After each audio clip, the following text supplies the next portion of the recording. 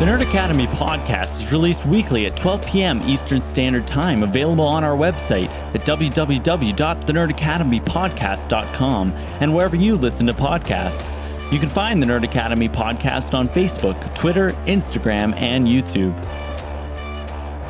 You can also help support the show by going to patreon.com/The Nerd Academy podcast, where every donation allows us to bring you more exciting content every week.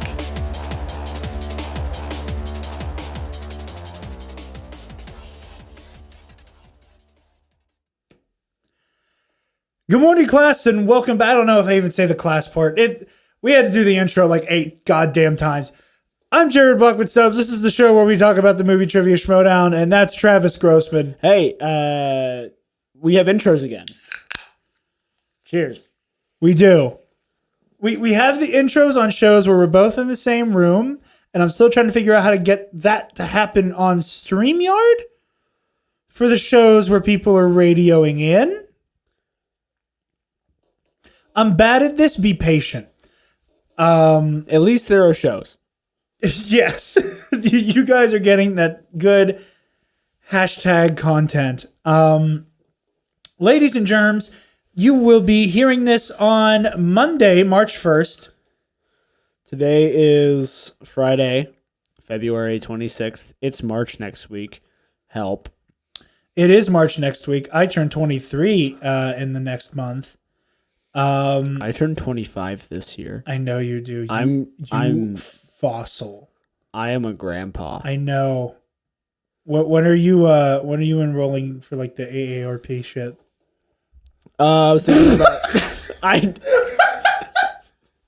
you bonk the I didn't mean to. I don't know if that was visible to anybody watching the video version and anyone watching the audio version. Travis, this is a very exaggerated version of it. Wait. Watching the audio version? Travis, where can the lovely people find you? That's it. Show's over. But no, he just out of nowhere went boom, like a fucking woodpecker. I was nodding my head too much. Show's off to a great start. Anyway, I got a bonus episode of the number one contender for you guys. The rule book for the movie trivia Schmoedown, the new canon codified rules of the MTS are available to the public. Because I'm a patron, I got to look at them early. So we're recording this early and we're going to drop it the same day as the rule book is released to the general public so that you guys don't have to go ahead and read the whole thing. You can just tune in and listen to our sultry voices or watch the YouTube version. Either is welcome. Off the top here, if you're a fan of the movie trivia Schmoedown and you've been around for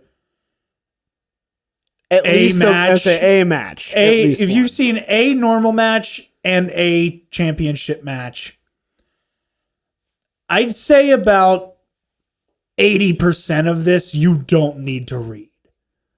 For the sake of being thorough, we are going to touch on the stuff that you don't have to read, but we're just going to read it once because essentially every section for singles play, teams play, IG play, and Star Wars play basically all read the same with the exception of teams. But again, even teams, really. I mean, like the only difference is the stuff for like the teams portion. Precisely. So, which again, if you've been watching for any amount of time, you probably know. Yeah, if you're tuning into this podcast, odds are you've been around the Schmoedown block for longer than the season opener. And therefore probably don't need this. If you're newer than that, hi. Hi. How are you here first?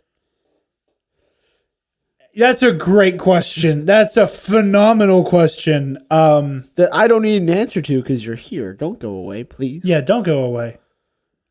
Would you like some 7-Up? I can fix you a cocktail. Yeah, fuck Ben Bateman. You guys live here now. I'm kidding. Every episode I find a way to make it sound like I'm being really shitty to a competitor who I happen to like a lot. You're allowed to be shitty to competitors, according to the rule book. Yes. That was a funny. No one on production staff. It's really funny to me that they had to like specify that. I like how in the rule book it's like subject to kayfabe / smack talk. Just seeing seeing it distinguished in there made me chuckle.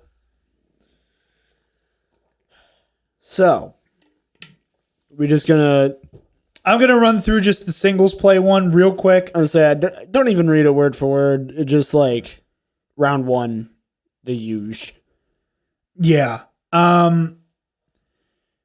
The only thing of import here, personally, to me, is a lot of the use of the term official warning. And there will be explanations of that and the pens down rules as they go. I don't like the pens down rule. I don't like it for a very specific reason that we'll get to later. Okay. Like it needs to be there to like for the official warning stuff because that's like the most likely place it would happen. There's one part in the ruling that I don't like. It's the 1 second. It's the half second. Oh. Because it says for exactly half of a second. And it's like, how in the ever-loving fuck is anyone going to... Harloff is just going to sit there with a fucking stopwatch like, pens down. Yeah. There's some interesting stuff in here. But yeah, you guys know how round 1 works. 10 questions to both competitors. If any of the competitors have a perfect round, they get a bonus question. If both of them are answering the bonus question, they have to write the questions down like the previous questions, or if they answer down like the previous questions. If it's just one of them, they can just verbally announce it. Round 2, wheel round, spin the wheel, you get your category. 2 points without multiple choice, 1 point with multiple choice, stealing. Round 3, pick your sexy numbers, answer your questions. Hopefully. Or you don't need to be asked your questions, which is preferable for some people. Yeah. But yeah. Teams is the same, except that in round 1, you answer your questions independently. In round 2, you answer them as a team. And in round 3, one of you takes the 2-pointer, one of you takes the 3-pointer. And you both get the 5-pointer should you get that far. Yes, I heard my voice crack. Yes, I'm 14. I concur. Do you concur, Travis? I concur. Okay. Inner Geekdom, same thing, only nerd shit. 10 questions up top for the round 1. That's the difference for Inner Geekdom and Star Wars. Everything else, yeah, identical. Cool. Yep. We did it. Show's over, folks. Go home. So this is where we're going to get into the nitty gritty of stuff that is being verbalized. And I guess title matches and tournament championships. Really quick. Add 2 rounds. Yes. One of them is a speed round that works differently now that we don't have the buzzer. Where you get a minute to answer 10. Yes. It's okay. Wait, there is actually a slider. So in singles and in Inner Geekdom and Star Wars, it's 60 seconds, 10 questions. You can pass. If there's time left, you get re-asked the questions that you passed on.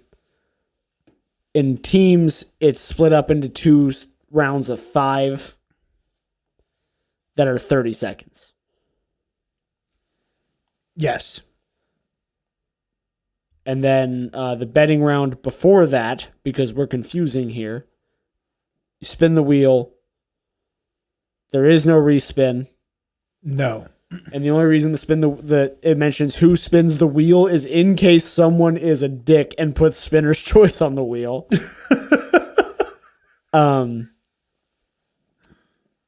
You'd bet up to 3 points. Some men can't be reasoned with. Some men. Just want to watch the world burn, Mr. Wayne.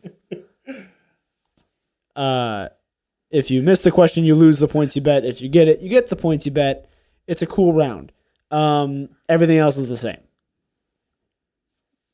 It's also worth like 8 points for your faction. Yes. So yeah, it knocked all of that out very quickly. So this is where we're going to be getting into some of the interesting stuff here. Timeout rule. Each competitor or team is given the opportunity to call one timeout during a match for any reason. A competitor or team's manager may also call the one timeout allotted to their competitor or team during a match. Timeouts will last 30 seconds, and during this time, all competitors and teams will be permitted to confer with their manager.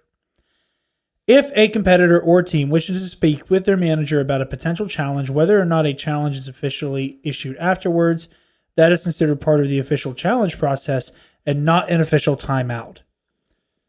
Timeouts may only be called between questions. They cannot be used to extend the amount of time a competitor may have to answer a question, and managers cannot confer with their competitors during a question. Any attempt to call a timeout in the middle of a question will result in an official warning.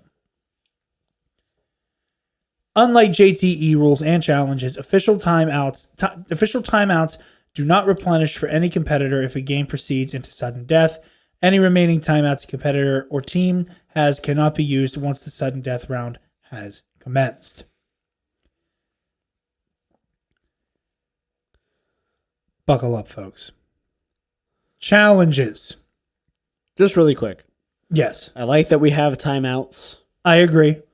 especially that we're doing digital stuff, right? I think it Yeah. helps players to like, hey, my groceries got here. Can I call a timeout?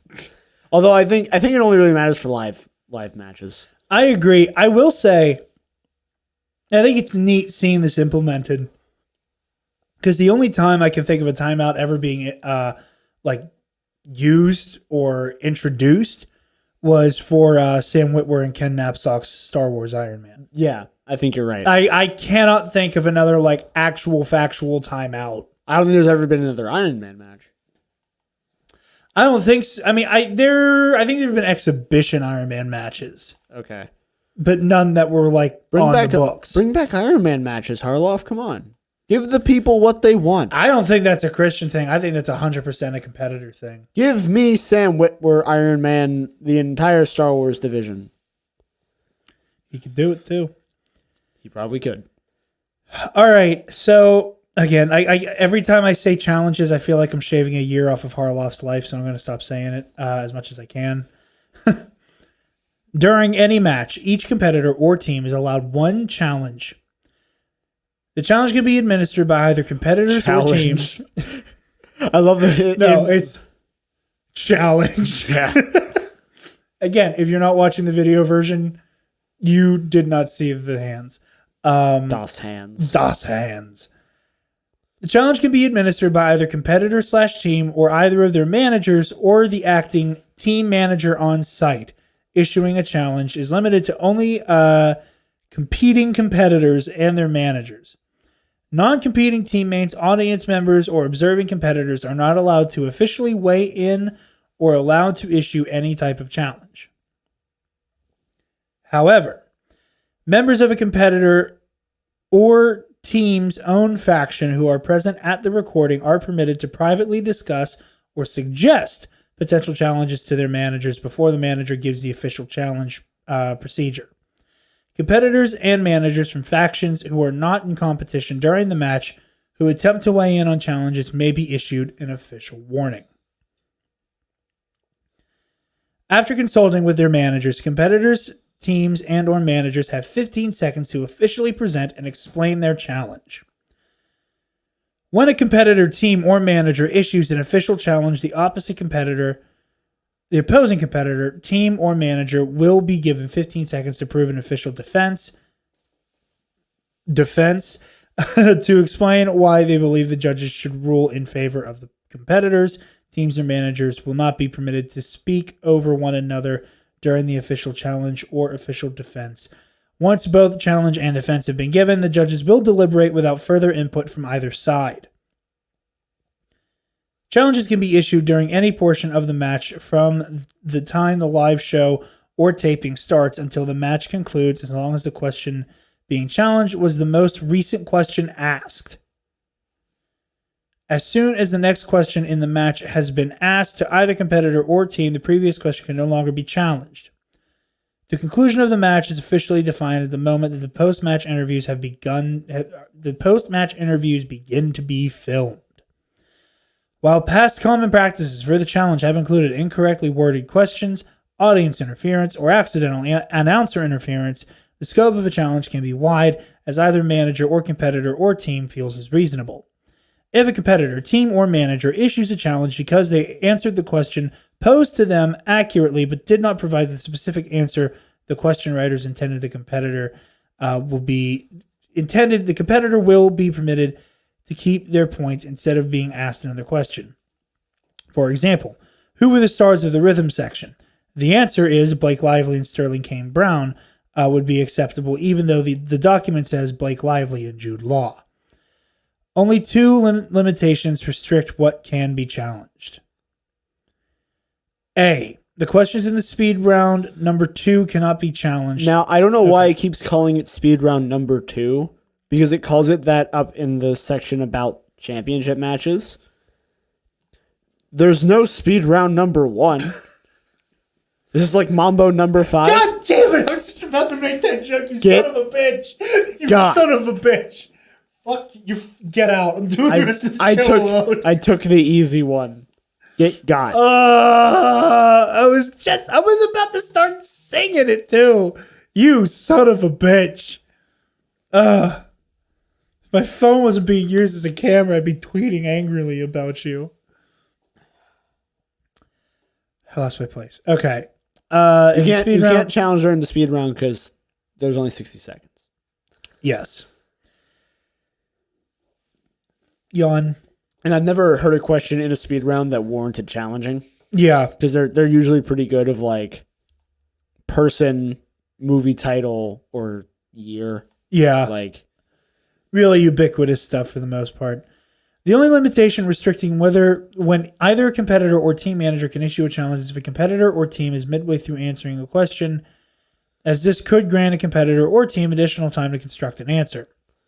If any faction member outside of the competing competitor or team and their acting manager attempts to officially issue or interfere with a challenge, the team interfering will be issued an official warning.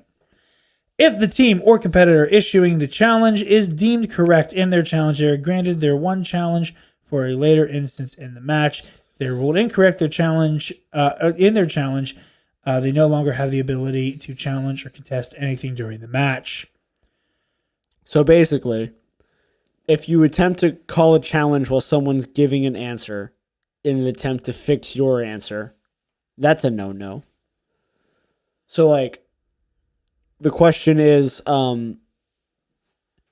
what is Star Wars? And the answer is yes, Star Wars. And you write down no Star Wars, and I write down yes, Star Wars. And they call on me first, and I say, yes, Star Wars. And you're like, challenge. And then you quickly erase your thing and write a new answer, and like, never mind, yes, Star Wars. I used a really bad example, but yes, you did, but I think the point is made. Okay, if what is 2 plus 2? And I write down 4 and you write down 6. And I put my answer out and you're like, I'm going to challenge that question. And while the challenge is happening, you quickly erase it and write down 4. And you're like, never mind, I'm not challenging that question. 4. That's a no-no. I kind of just want the rest of the show to be you giving examples of this specific rule. I will. It's like the John Mulaney joke about Ice-T, like giving examples of addiction.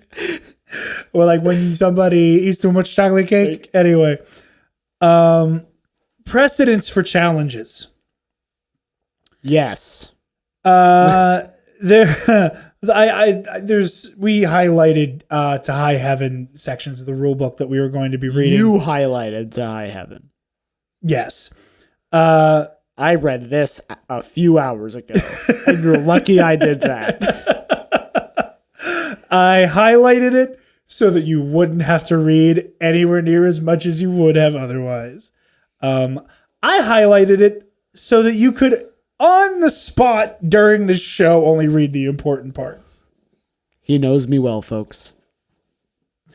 The important part here, which I want to pick your brain about, Beginning with the first match of Season 8, every judge's decision regarding gameplay and challenges will, when consistent with the rulebook, set a brand new precedent for future challenges and may be cited by future competitors, teams, and managers. And everything before Season 8 does not count. Thoughts on this? Because I think this is a bit of a double-edged sword. I do too.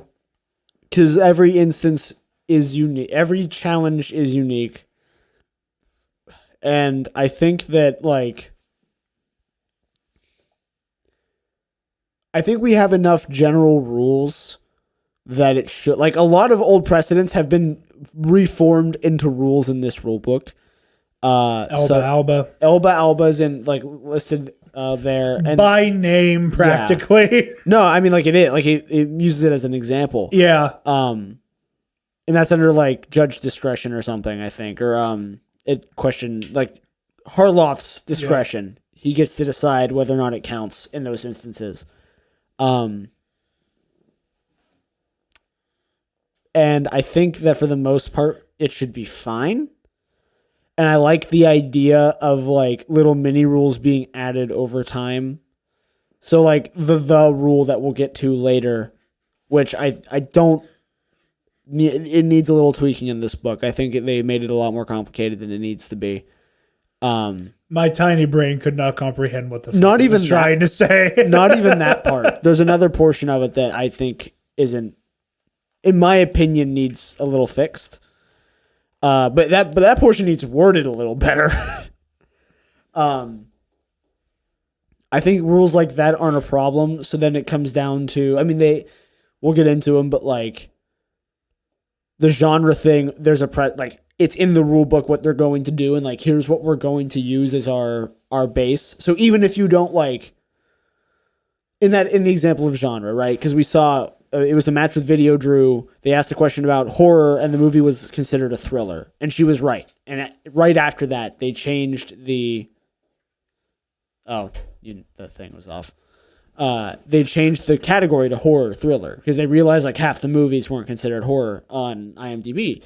I think this is a good way to be like, here's our base. So even if, like, you judge movies on your own, like, you have your own thing for what is and isn't horror, you know where to look in the case of, well, I'm playing in the Schmoedown. This is what they think is horror, you know? Yeah. Actually, moving along, if you want to take through genre and go through repeated question. Yeah. But just to wrap up what I was just saying, like, I think there's enough rules now in this book that we should be, like, I can't think of anything that will, like, set a precedent that then will immediately need to be broken. I think you're right. There's just, I'm curious as to how many matches people can go through with a fine-tooth comb now and be like, with this current rule book, this match ends in a very different way. Yeah. That's what I'm curious about, how this looks and whether or not that will drum up some... Like, you're talking about past matches? Yes. I think the counter to that, you're right. I think the counter to that is that was past seasons when the rules were different. Absolutely. I'm not saying that, like, there's any... Can't stop yawning. I'm not saying there's any reason why... there's any good defense any competitors would have to, like, retroactively change the outcome of a match or anything like that. All I'm saying is that I have a feeling that there are going to be some people, be it fans or competitors themselves, who are going to be, admittedly, slightly rightfully so, pissy that in hindsight, some of these rules could have changed an L to a W. Mm-hmm. So for challenge rules, what I just said, the genre rule, basically, if you're challenging that a movie does not fall in a specific genre, it goes by the IMDb page. It's that simple. The judge mispronunciation rule. If a judge mispronounces an important element of the question, for example, names, locations, alien species, to the extent that any of the competitors cannot recognize the words in question, that will be considered a valid official challenge. Judges may spell words to avoid confusion, and any potential challenges. So, in general, I think Mark and Christian have been doing this long enough that they know to, like, if they know they can't pronounce a word, they're just going to spell it out. Yeah. Or, like, especially if it's not round 1 and, like, it's round 2 and they're like, can you just fucking spell that? Yeah. We're having a surprise caller. Oh. Ladies and gentlemen, manager of the dungeon, John Kaiser. Don't do that to me. Don't do that to me. Hello. She is silent. It didn't accept the call? That was weird. Hello. Hello. What do you think of the challenge rules? We don't play by rules here. Correct. This is Street Schmoedown, bitches. Where was I? I lost my place. No, you just finished up. I didn't mean to. I thought that you were gonna like answer and not talk to me. Oh, you're fine. It's okay. We already made a bit of it anyway, so you're good. Now, just do an impression of Kaiser. Please don't do an impression of Kaiser. I think you are on repeated question rule. Yeah. So basically, starting with season 8, any question that has been asked before can be asked again. They kind of did that last season too, but now we have a rule book, so they did it again.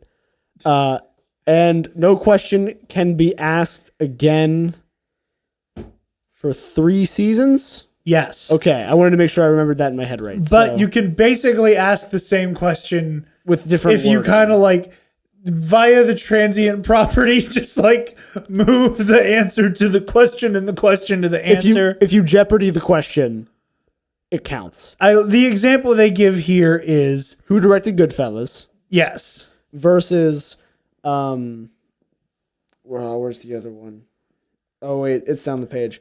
The question, which Best Picture nominee did Martin Scorsese direct in 1990, is not, I mean, it's not the same question anyway, but No, but it's 2 questions that both have to do with the director of Goodfellas and deducing what movie was directed and whether or not it was Goodfellas and whom directed Goodfellas. But yeah, so starting in season 8, no question can be re-asked for 3 seasons. I'm sure at some point that's going to get changed again because it got changed after last season, but it is what it is.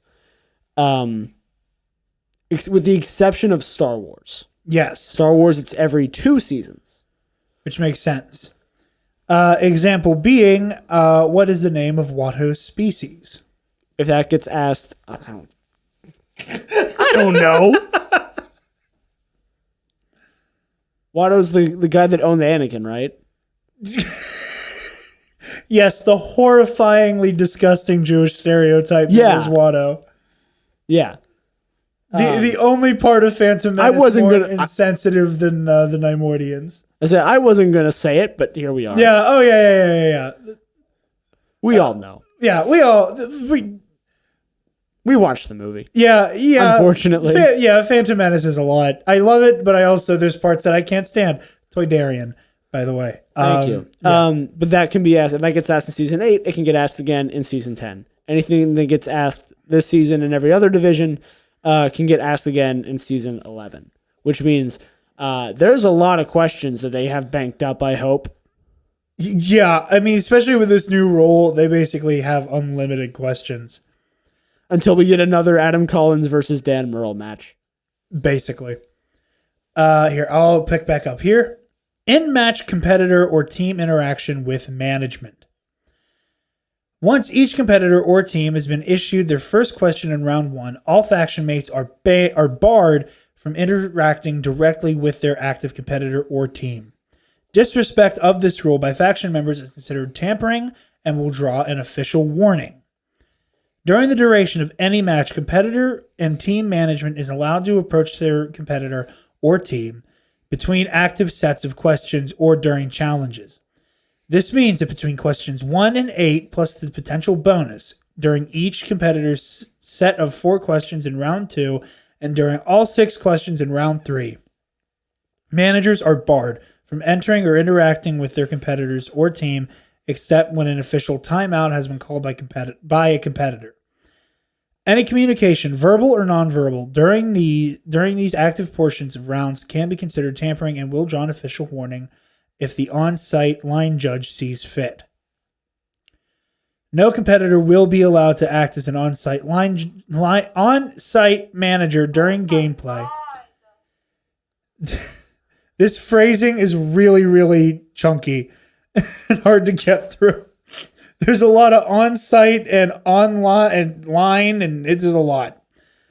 Managers may assign an official assistant manager for the season to fill in-game role when the official manager cannot be present, subject to approval of a producer.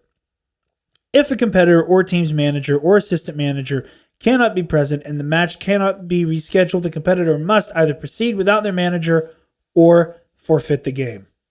They should have named this the Gucci rule. Yeah.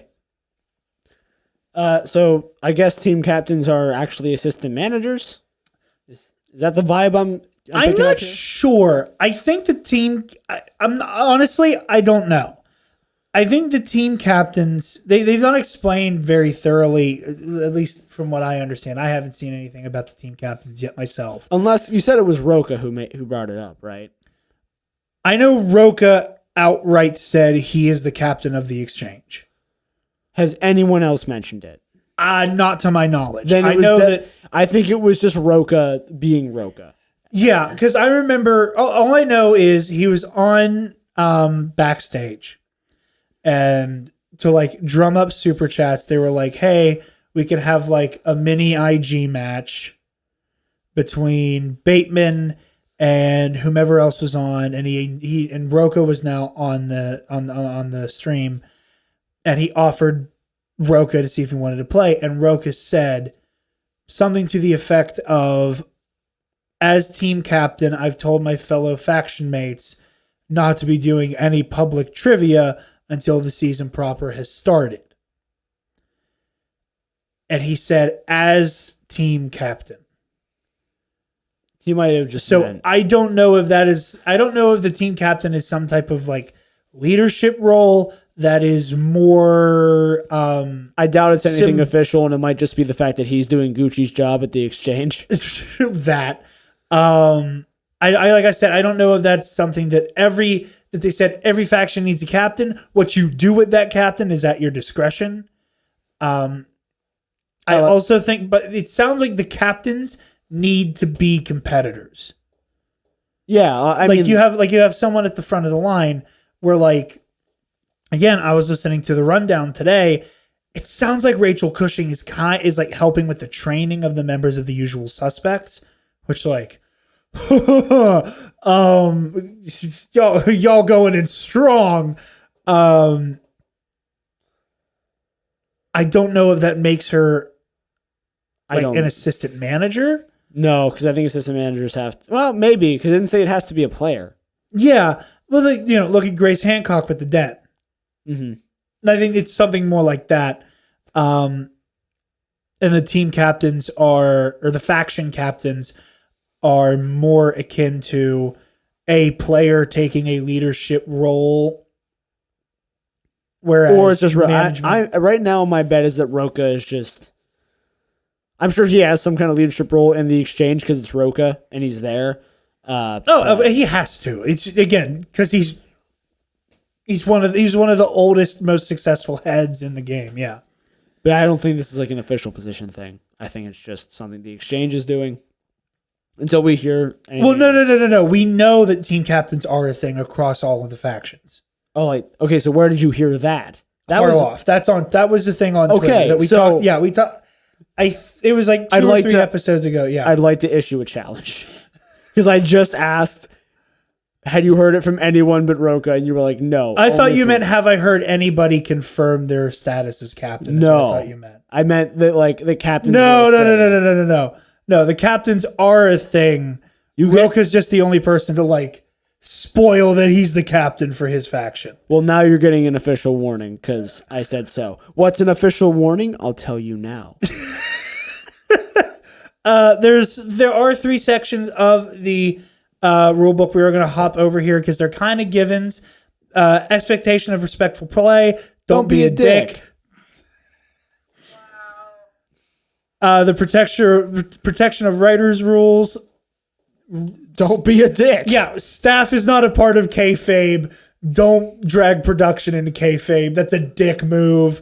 Unless we get the PJ comes out with a steel chair meme happening, which would be rad. But I feel like it's not fair because he writes the questions. I would love nothing more than for PJ Campbell to just walk on set during a live event and just cock a shotgun and answer every question correctly. And was like, but you wrote them. Like, shut up. I wrote so many. There's no way I could remember these. No, like I said, he comes up with a shotgun. I'm like, but you wrote these. And now I'm taking the belt. I'm getting my pay. Repeat the question. But yeah, do you want to read official warning? Sure. Cool. If a competitor or team is issued 2 official warnings during a match, they will lose a point. If a 3rd official warning is issued, they lose. I don't know if it's in this, but you can be issued. Oh no, it's in the don't be a dick to staff thing. If you are a dick to staff either during a match or outside of the match, you will be giving an official warning. And if it's outside of the match, it will carry over to your next game. If you get 3 in a match, you're out. You're done. If you get 2, you lose a point. Wheel selection. Do you want to take this one? Yeah, I've been sure. talking for a lot. Okay. Yeah, I mean, I can.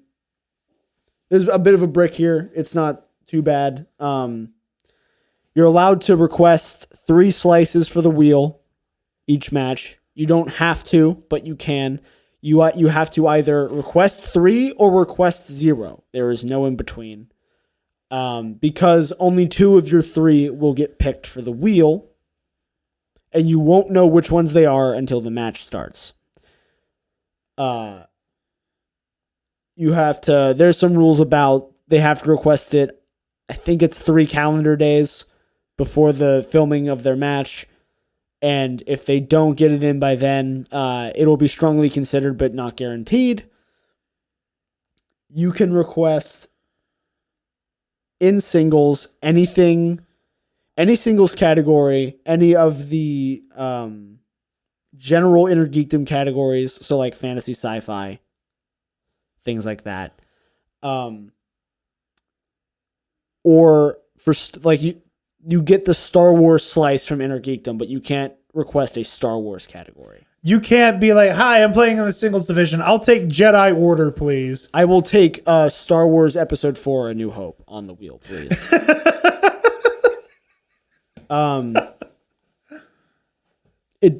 I don't think, say anything about if you can request the same one more than once per season. I'd have to imagine you can. So last season, KO kind of alluded to the fact that he was waiting for a specific match to put Bond on the board. So I think there might be some limitations to how often you can put something on there, or at the very least, put it on there and maybe spin it. Like you land on it. I'm not sure, but I think part of the thing with that now is that you give them 3 and they only take 2. Yeah. So the if you put on Westerns, Bond, and fantasy sci-fi, you might only get fantasy sci-fi and Westerns. Right? And I think that kind of balances it out to where you're even if every time Kalinowski requests Bond, he's not going to get Bond on there every time. Yeah. So I think this is a good way to do it. I agree. I agree. Think it's weird that they either don't, because I understand not knowing what your competitor picks.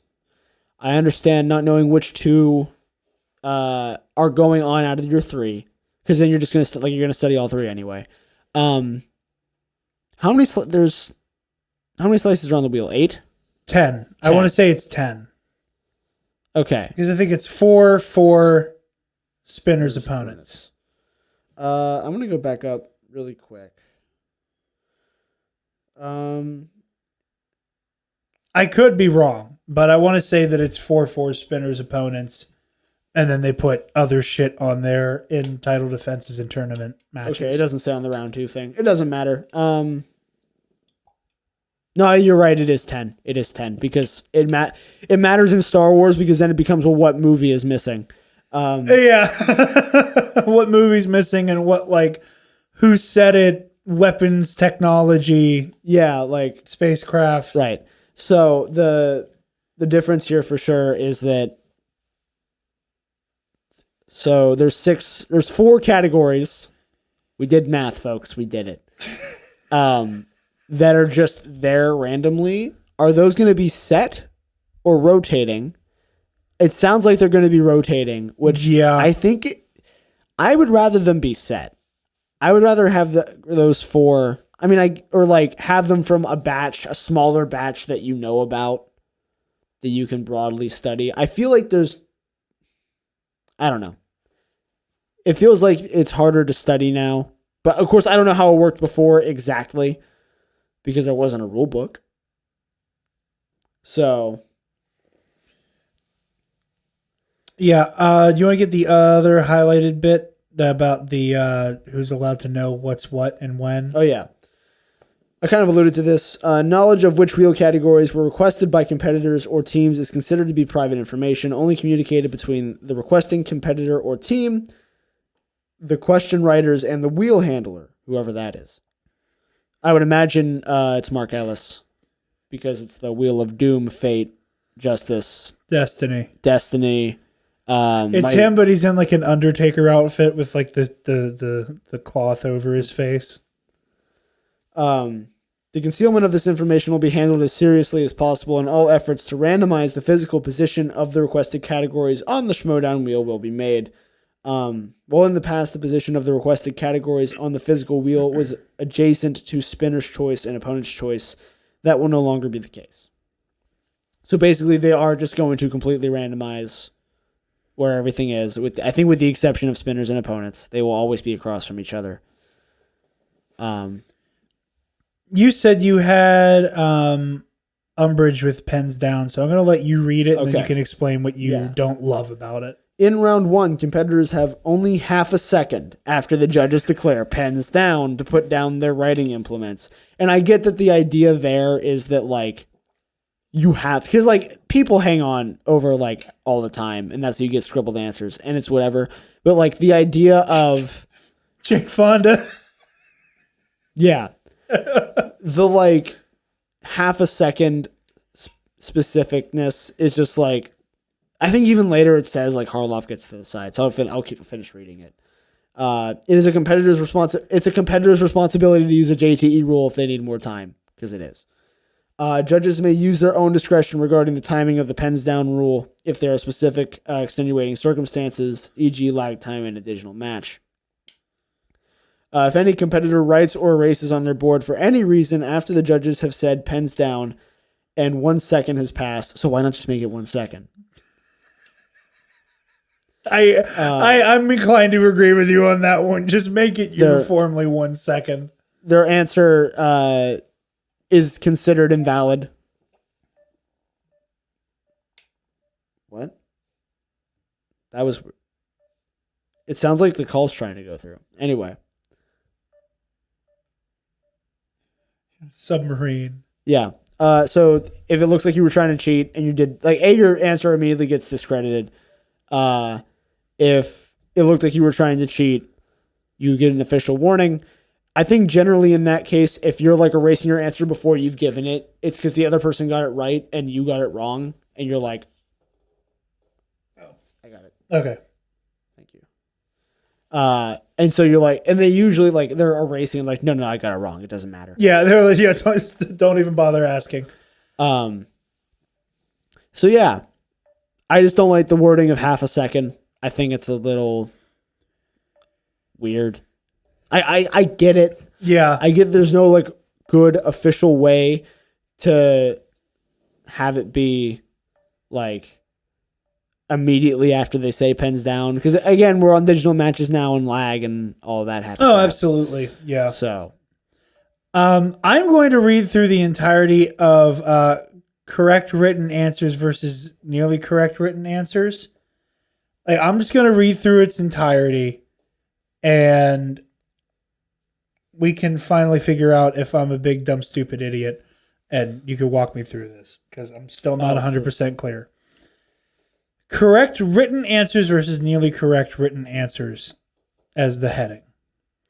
In all rounds that require written answers on whiteboards, the answer that is written on the whiteboard must be the correct answer, regardless of what the answering competitor or team states verbally. If a word or name written on a declared board is misspelled but phonetically matches the correct answer within reason as designated by the on-site line judges, the answer is considered correct. Pardon my hiccups. Any movie title that is longer than 2 words that includes the word "the" as the first word in its title can be answered with the variable of including "the" in the answer or excluding it from the title. Example, the Green Street Hooligans and Green Street Hooligans would both be considered correct answers, while thing would be incorrect and the thing would be correct. Extenuating circumstances dictate exceptions to this rule in very specific cases. Distinctly different films in the same series, such as Suicide Squad and The Suicide Squad, or Batman and The Batman, must be answered exactly and with no variability to the answer. Because of the nebulous nature of this section as it relates to the vast history of film, in situations where there is confusion in drawing a distinction between 2 similarly titled films, the on-site line judges must determine whether or not both films in question could be included in an official Schmoedown question beyond reasonable doubt. This decision is left entirely up to the on-site line judges and possibly an on-site current question writer, if possible. Except in instances where the film starts with the exact title of the film being declared as an answer is required. For instance, The Girl with the Pearl Earrings versus Girl with the Pearl Earrings. The former would be considered incorrect and the latter would be considered correct. I don't get how this still counts over what they set up here with Green Street Hooligans. So that's what's throwing me off, is that it feels like this.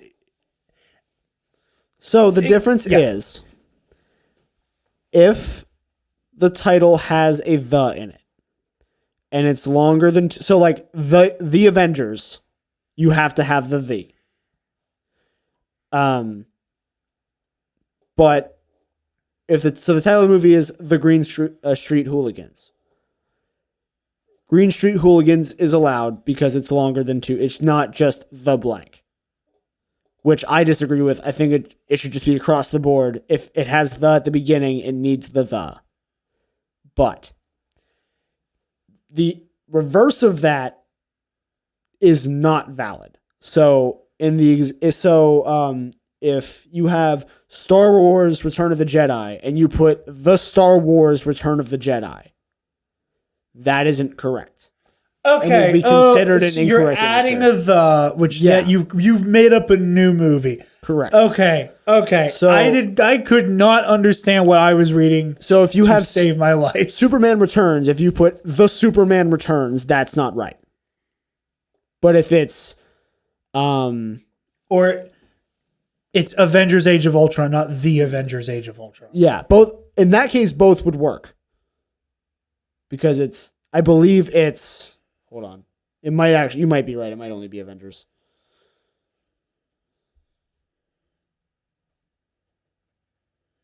I'm like 99% sure they dropped the for all the sequels. You're right. Okay. That makes sense. All right. Thank you for explaining this to me, because I read this section at least 5 times when I was like highlighting and annotating in the doc. This rule completely befuddled me. Yeah. It works better with movie titles, A, that you know, and B, that like are clearly wrong if you add a the. So I'm trying to think of another like I'm trying to think of a better example than the Star Wars, because clearly Return of the Jedi versus the Return of the Jedi. Lord of the Rings versus the Lord of the Rings. I don't even know what technically would be right. It's just Lord of the Rings, right? Who cares? Yeah, Like, obviously it matters, but I think that at that point, I think that's why they added the rule, because it's like, if you're more than just the Batman, it doesn't matter. And like, if it's there, it's there. If it's not, it's not. But if you're adding it, it's wrong. Is it that you're making up a new movie? Yes. Okay. Thank you. That section makes sense to me now. Yeah. I think it's the wording in that portion's a little overcomplicated. And like I said, I think the just needs to be there if it's like, play it safe. But in this case, playing it safe would be, if you're not sure if there's a the, drop the unless it's 2 words. You know, like, Yeah. I just can't think of any good examples right now, but the Tom and Jerry. You know, here's what I think would be interesting. In the Star Wars division, with how often titles have like a shorthand name. Like just us colloquially. How like I think the ratio to how often any of us say Empire to The Empire Strikes Back, And actually or Jedi to Return of the Jedi. that was a challenge from last season, remember? I remember that, but like now, and granted, it's more than 2 words. So, The Force Awakens versus Force Awakens, The Last Jedi versus Last Jedi, Rise of Skywalker. Like granted, those have enough words in them to. Yeah. I think the difference, and they probably should add a clarification rule for like, in the Star Wars division, you can shorthand titles to an extent. Like, you can just have the subtitle of the movie. I would say like either do 1 word, or if you're going to abbreviate it, have like the episode. Yeah, or like if you're gonna like just have the sub, so just put Empire Strikes Back, or just put The Last Jedi. Like, you have to have the full subtitle or the full thing, right? Yeah, and that's what I'm saying though. Is like, okay, but what about the anthologies? Just have their name. Drop a Star Wars story and just put Rogue One or Solo. I feel like, again, like I'm not trying to nitpick here. I feel like there's that leaves the window. And that's why they should probably add a rule for Star Wars specifically, and maybe in Intergeekdom, but now Intergeekdom's so big, I think having more rules like singles works for Intergeekdom. I agree. But I think Star Wars specifically, this could prove to be an issue. Yeah, I think, and not that anyone's gonna like, I feel like in the Star Wars division, it's not a big deal. I think maybe putting in a rule that says you're allowed to shorthand in the Star Wars division, but anywhere else you can't. I just think for the sake of consistency of the rules, yeah, there should be a clause here addressing, again, like, you don't have time to write down Rogue One, a Star Wars story, Solo, a Star Wars story. I feel like you have time to write those down. The problem becomes like Star Wars Episode 5, The Empire Strikes Back. That is so much to write down that if I can just put, even if I can just put ESB, yeah, I'm going to do it. And that's really only a problem with, it's a problem with the whiteboard rounds. Yeah. And like, we've seen, if they're in the wheel round and they're like, in what movie does Darth Vader say, "No, I am your father"? And you say Empire, they're going to accept it. Right? Or at least before. And if not, if there's one change I think we're both agreeing on that they should make here, it's we need a Star Wars clarification for the rule.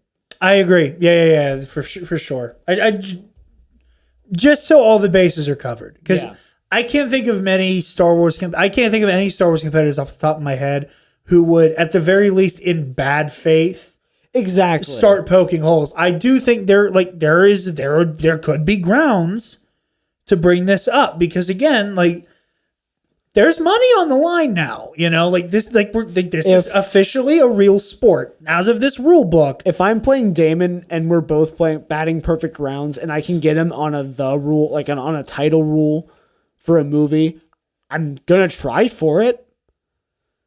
Right? Even if the challenge doesn't go through and that's how we implement the new rule, I'm going to try for that point. I feel like the community would treat that as though you shot him in the back. Oh yeah. Like you did not earn it at all. And I think that's also part, like, especially in the Star Wars division, like that's such a tight knit division where like at that point, you're not going to get anywhere with it. If you're like, oh, they wrote ESB and said out loud Empire Strikes Back, so I'm going to challenge it. Like, no, clearly they knew what they're talking about. But yeah, we'll get there. What are you going to do if we had just like accidentally gave like a new Star Wars heel like a strategy for the season? I'd be upset. Yeah. Because I don't want that. I like my favorite, especially my favorite Star Wars matches are the like Scrimshaw v. Demolanta matches where like there's no bullshit, no nonsense, no challenge. And it's harder to challenge. It's harder and easier to challenge in Star Wars, I think. Like in certain questions, you're like, that question made no sense. And other times it's so straightforward. But I just like,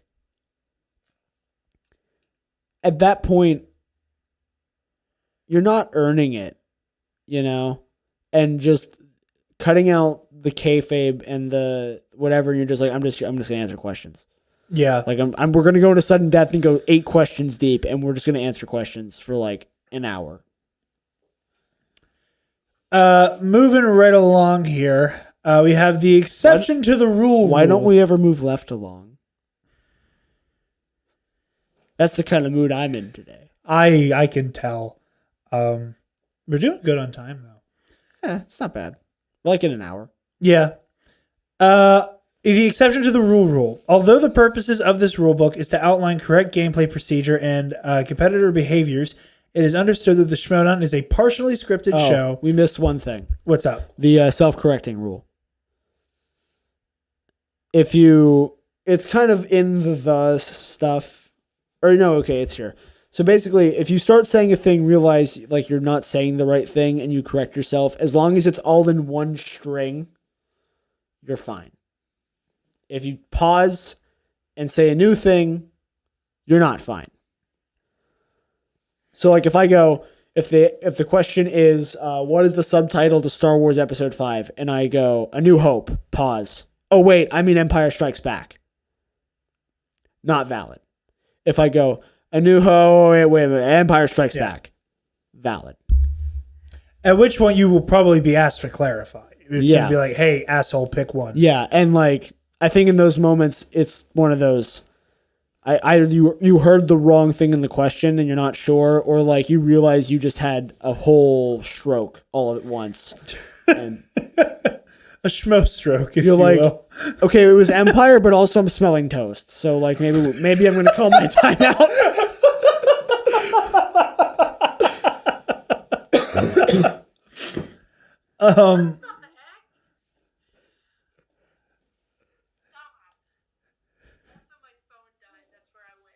Oh, okay, that makes sense. Yeah, I knew it was dying, and then I was playing like Uno with Haley over text, and I got too immersed in the game, and You got. I got got. Yeah, it looked like the connection wasn't going through, so I turned my Wi-Fi off. So I turned it back on, so I'm not using up all my data. I'm leaving my headphones off because I just drove my earring really hard into my head. That's unfortunate. Because of the headphones, so I'm gonna leave those off for now. That's why whenever I was there for the one recording, that I took my headphones off because my earrings. Also, I ended up taking the earrings out anyway. I just don't like to wear headphones. I don't know. I don't really like keeping them on, and I normally don't have this issue, but that hurt a lot. Where was I? Oh, yes. Exception to the rule. Although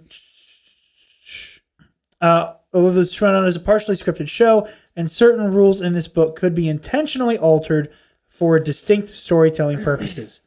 For example, scheduled teams match becoming a 2-on-1 match in the Rachel Cushing versus Blofeld's Cat match. A contestant's continued participation will indicate their agreement to such alterations. Any manipulation of the rules outlined in this book for the purposes of drama must be made with all participating competitors' full consent and permission. Complicity? Yeah, complicity. I didn't know how that Are you was smelling burnt toast right now? I knew I was going to get tongue-tied. I was like, I'm just going to jump over it. So basically, we can have the like weird wrestling moment matches from before, even though we have this rule book, but everyone will be briefed beforehand. Yes. Like, oh, hey. And I feel like that's a good way. Like, I feel like in those matches where like the teams become a 1-on-2, it's a moment of like, hey, my partner can't make it because life reasons or like, you know, just scheduling bufuckery. I'm going to. Then you give a competitor a chance to like really show their ass. Yeah, like, do you want to do this 1-on-2? Do you want to do this weird thing? Like Rachel Cushing going head to head with Blofeld's Cat by herself. Like Merle almost did against Shazam. Yes. Back in the day. I don't think that was staged though. I think John Roca was shitting blood that day. I think they were about to do it, and then John Roca went, no, I can do it. And so they like left that in the writing. They were like, this is good writing anyway, so we're gonna leave it in. The other thing too is that they explicitly state that gameplay and match outcomes will never be scripted. Yes. Which I don't think any of us had any doubt of. But looking at you, Houston Digital Wheel. None of us here think any of that was scripted. It's just hilarious that it happened that way. I think maybe the first one wasn't, and then when he's like, I'm gonna purposefully spin away, and like somewhere someone went, no, this will be too perfect. Like this will be too good. But like it wasn't. Trivia gods chose Ben Bateman that day. Yeah. So. The announcement of new categories rule. New categories will be added to the singles, teams, and intergeekdom divisions play only twice a year, only between seasons, and once before tournament season. New categories, or slices, must be announced to all managers and competitors 1 calendar month before they are implemented in actual gameplay. Same thing, but for Star Wars, since the new Star Wars Division Wheel Slice is created every time a new Star Wars movie is released, these categories may be introduced into Round 2 as soon as the films debut on home video in any format. Which will only be an issue in like 2023, so... That said, Spectacular of 2017, they were Last Jedi questions. Which again, do I think that the presence of episode 8 questions would have changed the outcome of Knapsack v. Damon? Probably not. But again, an entire chunk of that game no longer happens with this rule. Mm-hmm. That's kind of stuff I was thinking about. And I mean, like, in this case, again, it's Star Wars, and I like that we... it's Ken and Alex, you know. Yeah. I like that we stuck it to home release and not whatever we're going to get going on. They kind of mentioned this with streaming service stuff later. I like just there's a month. Like, this category is coming in a month, and we're only going to do that twice a year. And the only place that we can't do that is Star Wars. And it doesn't really matter in Star Wars because the only movie we're getting in the next, 5 years that we know of is Rogue Squadron. Yeah. So, that's that. Yeah. But that means we're getting more new categories in, June. Apparently. Oh, yeah. If they're adding more before tournament season. I don't know. I feel like if we get anything new in the IG at this point, it's going to be Black Widow. But then, that'll just go to maybe MCU. they'll add Black Widow questions to Marvel, or we'll get like, I'm trying to think of like another character who has had like a lot of iterations. Did Superman get a slice? Yeah, Superman has Superman's a one of the slice. ones that got a slice. I don't know. Like maybe they'll do like an Avengers specific slice. It's like just like the Avengers, Age of Ultron, Infinity War, and Endgame, something like that. I don't know. I don't think. I think the IG has expanded so exponentially and so quickly that I don't think there's a whole lot to add to the IG for a hot minute. I feel like that's like if we want to add categories, we will, not necessarily that they will at every opportunity. Or like as the game evolves in the coming year, like if 6 months down the line, we end up in a place where, oh, hey, time travel and time travel. Apple Bapple. Slapple Dapple.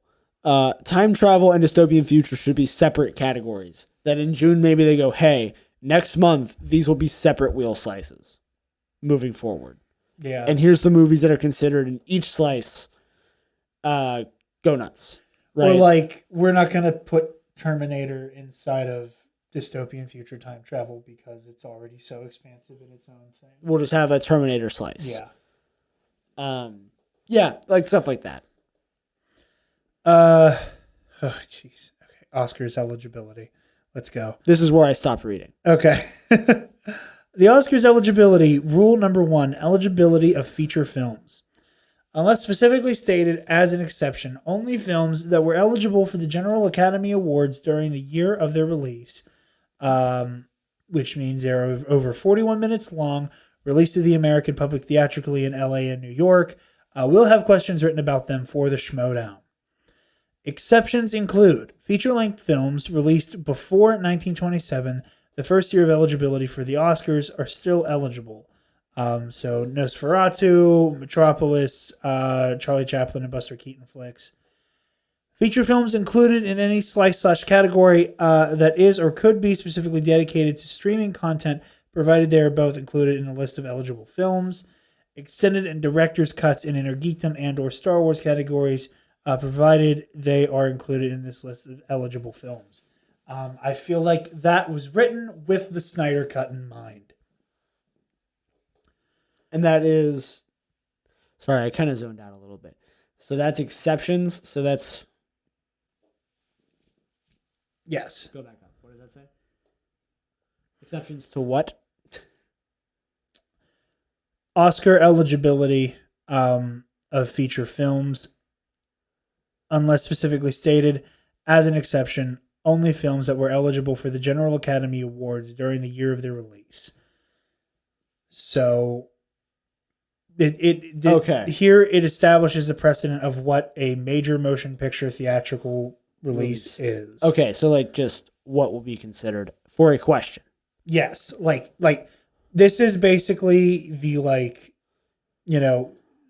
us scrambling to define what a fucking sandwich is.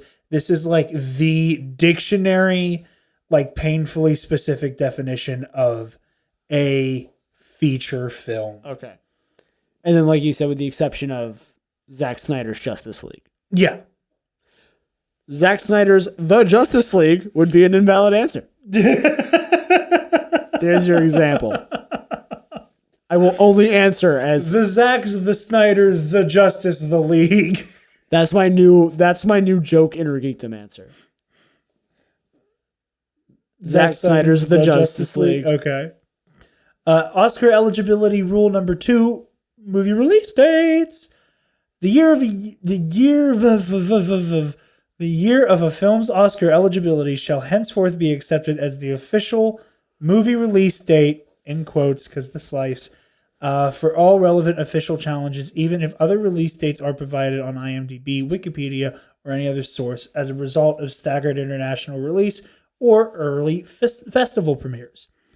Exceptions will be made for any films that fall under exceptions in the above rules. Pre-1927, extended or director's cuts, films that include streaming services, exclusive categories, yada, yada, yada, yada, yada. Part 3 for Oscar eligibility of award shows. Given the large number of award ceremonies for the motion pictures throughout the industry, only the Academy Awards will be eligible for award-specific questions in the Movie Trivia Schmoedown. So no Golden Globes, no SAG-AFTRA, Spirit Awards, any of that. It is exclusively to the Oscars / Academy Awards. That will have like specific questions about award ceremonies. That is. Streaming category rules. Official Schmoedown categories may be implemented which incorporate movies related to streaming services released to streaming service under specific guidelines. These categories / slices may be exempt from other eligibility rules provided the list of eligible films are issued to all managers and competitors. Questions about streaming exclusive films will not be eligible for categories that are not specifically designated as featuring streaming films except in the Inner Geekdom division, provided the films are included in the list of eligible films. So, like, I feel like that's a disclaimer. So, yeah, the Snyder Cut will be listed in the DC slice. Yeah. Once it's out. That's saying, like, what was that action film that Chris Hemsworth was in back at the start of quarantine? You know the one I'm talking about. Yeah. Extraction? Yeah. Holy shit. That was a good pull. Yeah. I got a question right. Extraction can be included in the Netflix slice, but not in action adventure slice. Yes. Or war movie slice, whatever. So this is an interesting bit here, though. Slice categories may include, but are not limited to, and this is specifically under streaming, Netflix, a slice dedicated to prominent original Netflix movies. Lots of eligible films will be provided to each manager and competitor. So like Bird Box, Extraction, Six Underground, Death Note. If we were ever watching the Schmoedown and they ask a question about the Netflix original live action Death Note adaptation, I might stop watching the Schmoedown. No, what we do is if it's just us, we pause it. We go get Levi, even if it is in the dead of night. We rouse him. I will do the goat scream, walk out of this studio, drive into the ocean, and that is where I will stay. B, streaming, a slice dedicated to prominent streaming films across multiple platforms, including but not limited to Netflix, Hulu, Amazon, Apple TV, Peacock, and Shudder. Cocklock. A list of eligible films will be provided to each manager and competitor. No. 2020.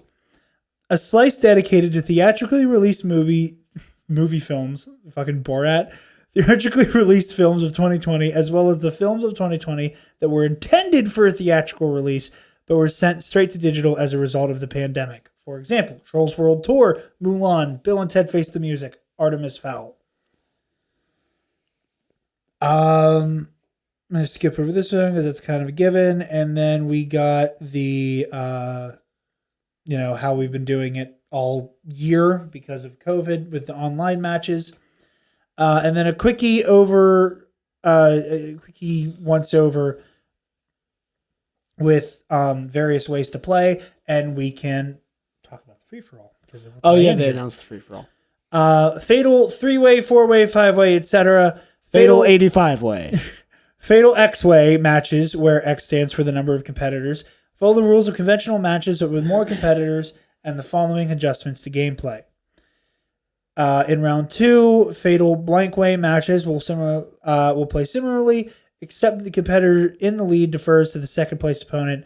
The next competitor may also choose to defer to the third-place opponent, and so on and so forth. The competitor in last place may not defer. How dare they try? If opponent's choice is chosen in round 2 of a fatal blank-way match, all competitors and their managers must confer to decide which category to give to their opponent. Could you imagine a fatal 3-way? Some of the funniest shit ever. It's a fatal 3-way, and suddenly Shannon and Winston have to decide what to give another player. C. In a fatal blank way, round 2 steals will be obtained via the use of whiteboards to allow multiple competitors to answer the same question, except for the amount of time provided, which may vary depending on how many times the question is repeated. The rules regarding the whiteboard, blah, blah, blah, blah, blah. We saw that. So basically, if there's more than one player that can steal, they have to use their whiteboards. Yes. We didn't see a lot of that last year because online shenanigans.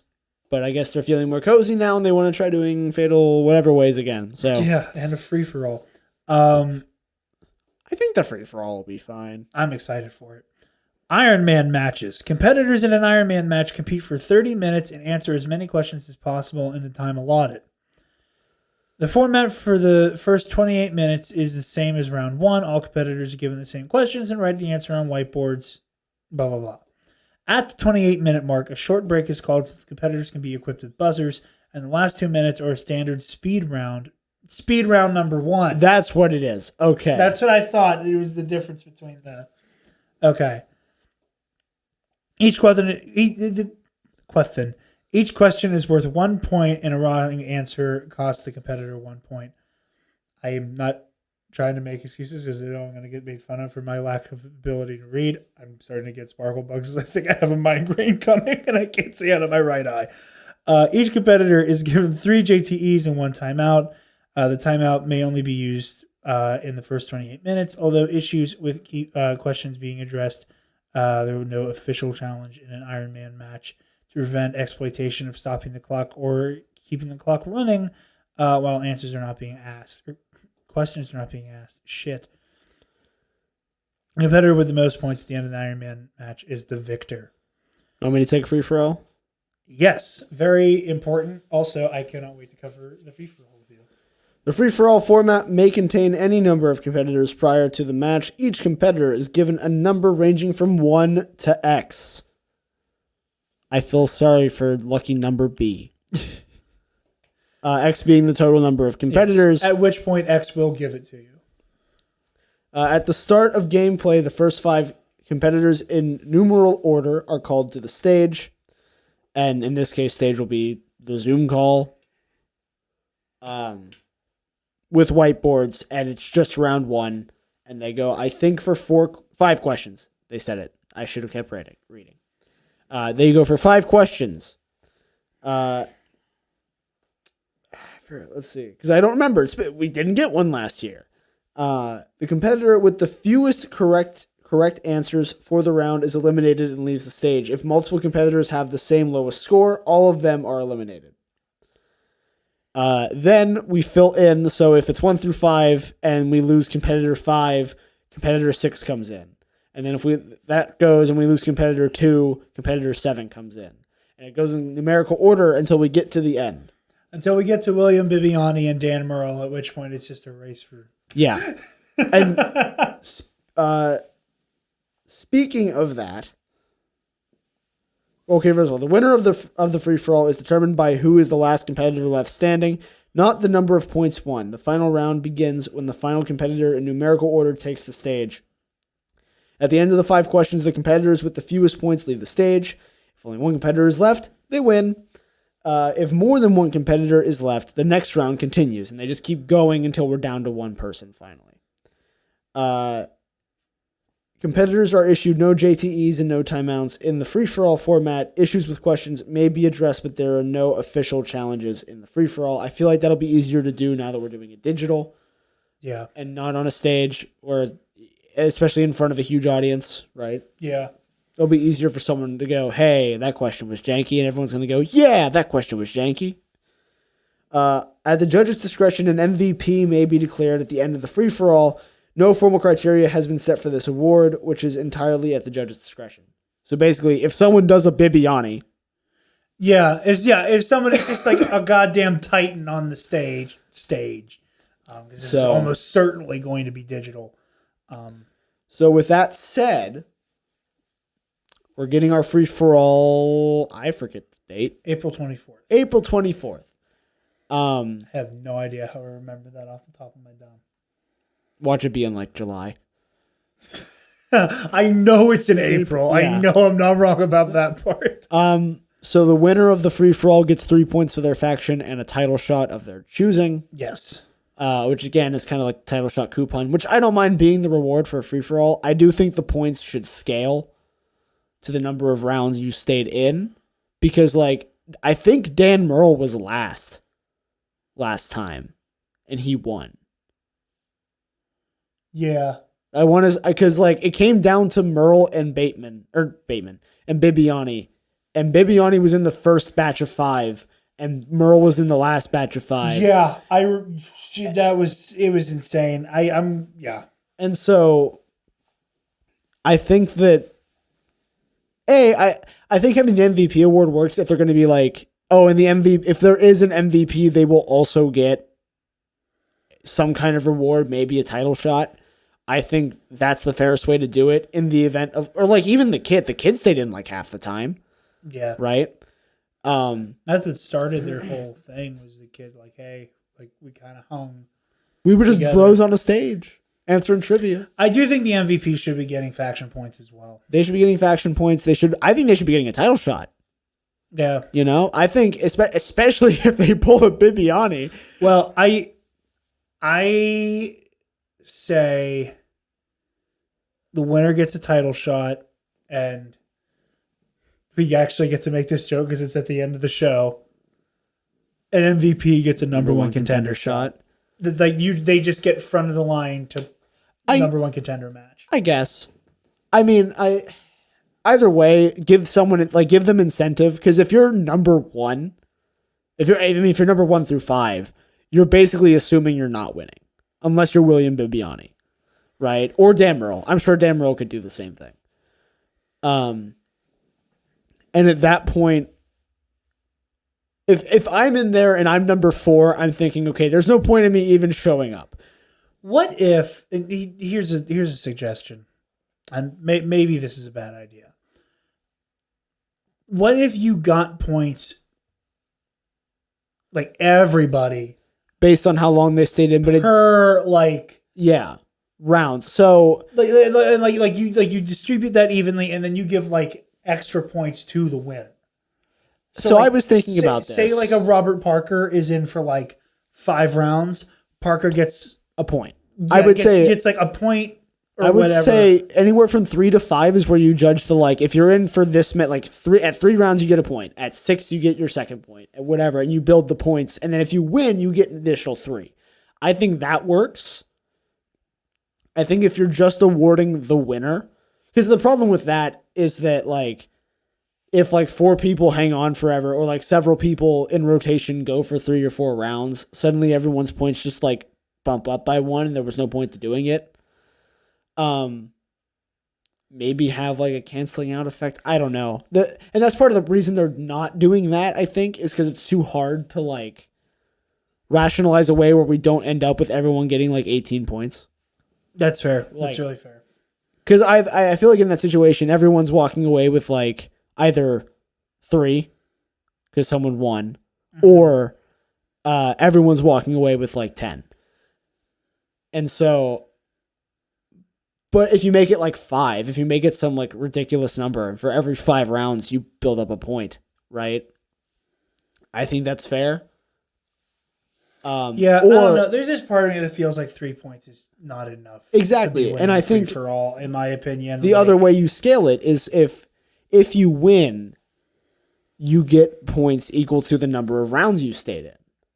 So like Dan Merle coming in at the end, again, I'm not trying to knock Dan Merle winning, but like he came in at, I think he was literally the last competitor. Yeah, and again, like you just said, there's no way that Dan would not have gone some form of distance there, regardless of when he got dropped in. Do I think he would have been able to do a Bibiani? Maybe, maybe not. I don't know. I think he has the capacity. He has the capacity to do it for sure.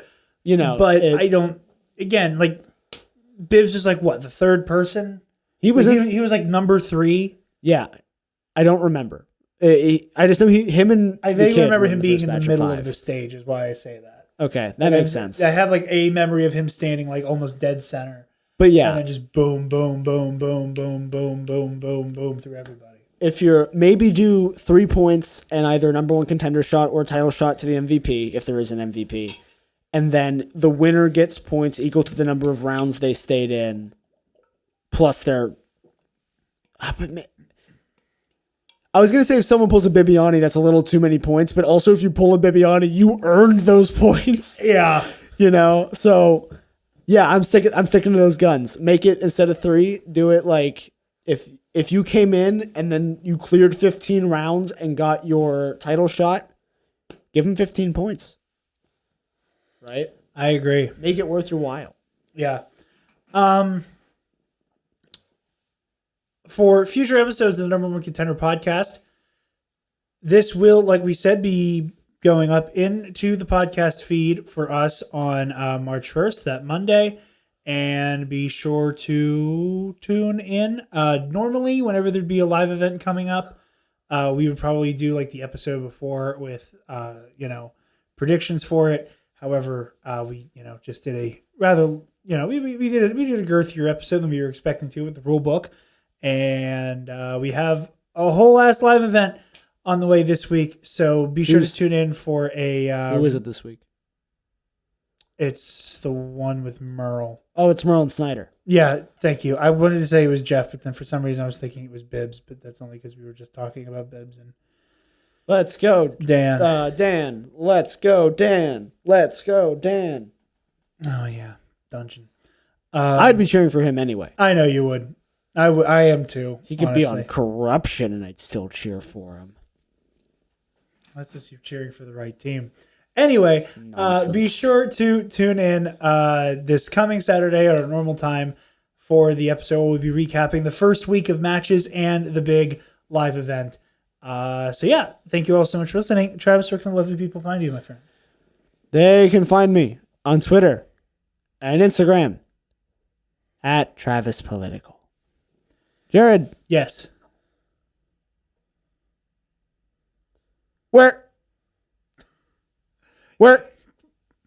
You guys can find me on Twitter and Instagram.